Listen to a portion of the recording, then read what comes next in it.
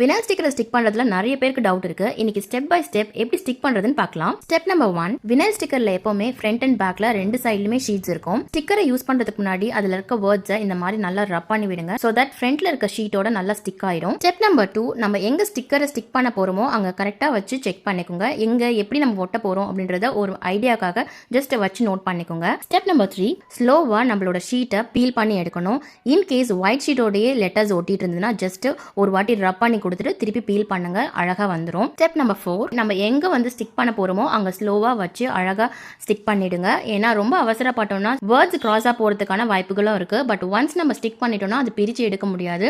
So அதனால ஒட்டுறதுக்கு முன்னாடியே நம்ம பார்த்து பொறுமையா நம்ம ஒட்டிட்டோம்னா அழகா அது ஸ்டிக் ஆயிடும். ஸ்டெப் நம்பர் 5, நம்ம ஸ்டிக்கரை ஸ்டிக் பண்ணதுக்கு அப்புறம் ஸ்லோவா இந்த மாதிரி ரப் பண்ணி கொடுத்துட்டு அதுக்கப்புறமா பொறுமையா பீல் பண்ணி எடுத்துருங்க.